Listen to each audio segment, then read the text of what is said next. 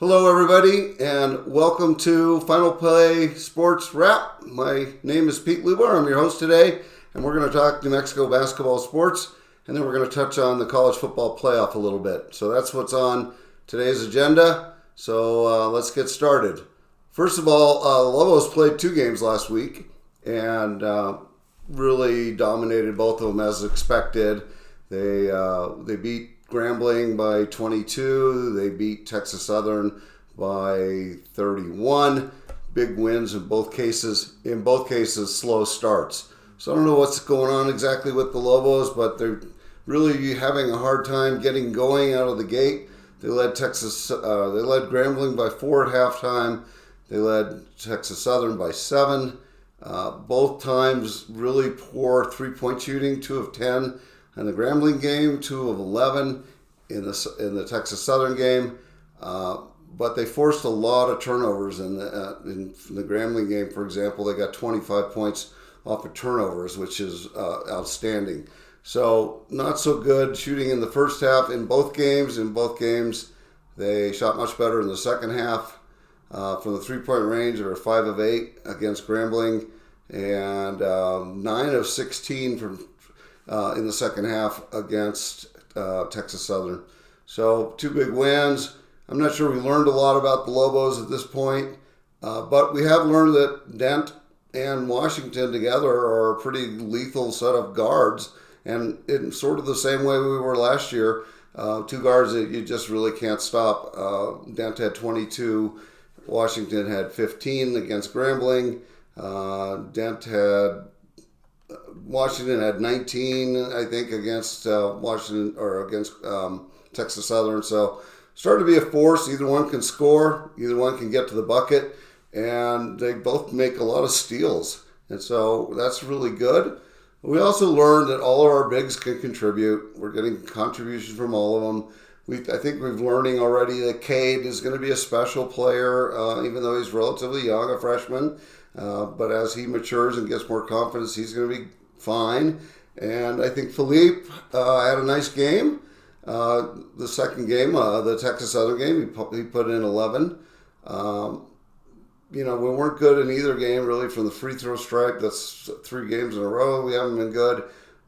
Free throws are going to be a problem. I think it's going to cost us a game or 2 this year. But all in all, a great week for Lobo basketball.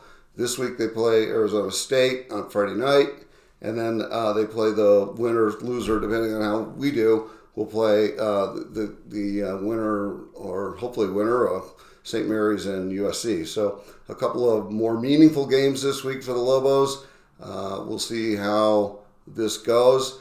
From a final play wrap, free throws are going to cost this team a game or 2, and the slow starts are already a problem. And against a better team like St. John's, it's already cost us a game or 2. So we're going to have some challenges. The Lobos have to pick that part of the game up, and I'm sure Richard Pitino is working on that.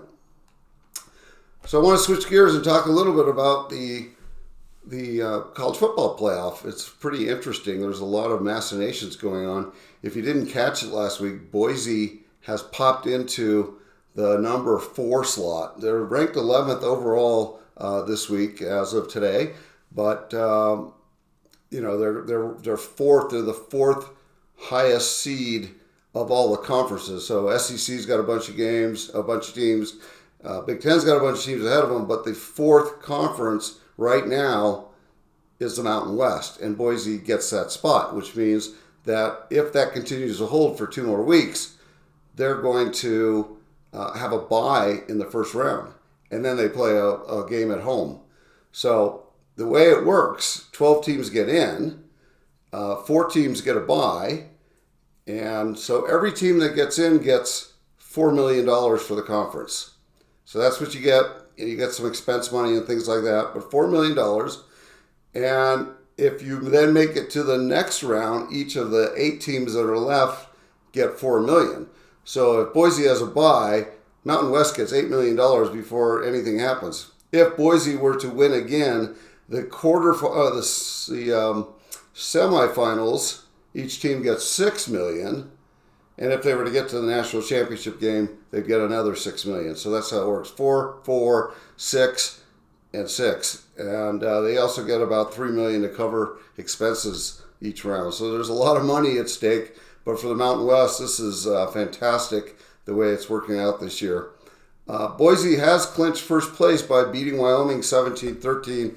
I would call that an uninspiring win, and may hurt the conference, because Arizona State had a really nice win this week, and the Big 12 is the next conference in the ranking, and they're only ranked 2 spots behind Boise. So if they have another nice win against Arizona, and then they win their conference championship, they might flip ahead of Boise.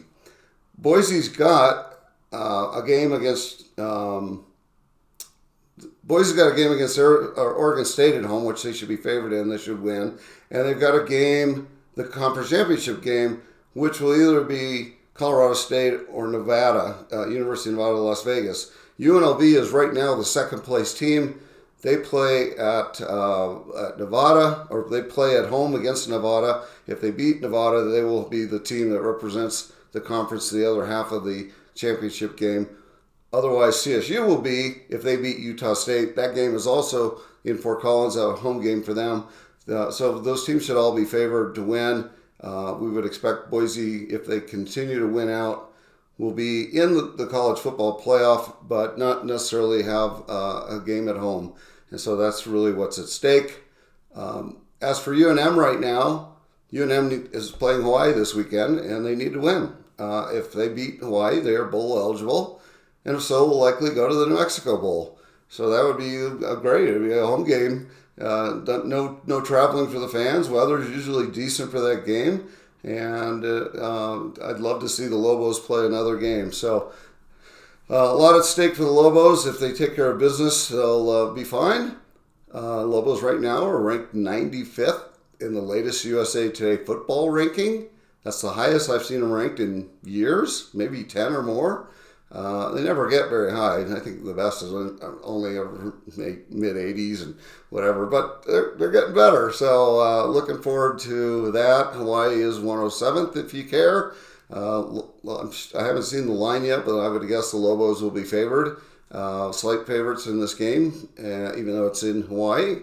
And once again, I'm going to enjoy the game at the stadium. So I'm planning to go to the stadium. Got my tickets and ready to go. So heading out Friday morning and spend a few days playing some golf in Hawaii. It'll all be good. So anyhow, thanks so much for your attention and listening today. If you like these and want to receive more information, go ahead and click on my YouTube page. And if you want to send me a note or suggest topics that you'd like to hear about, you can reach me at Pete at FP Final Play Wrap, FPWrap.com. Have a great day, everyone. Bye.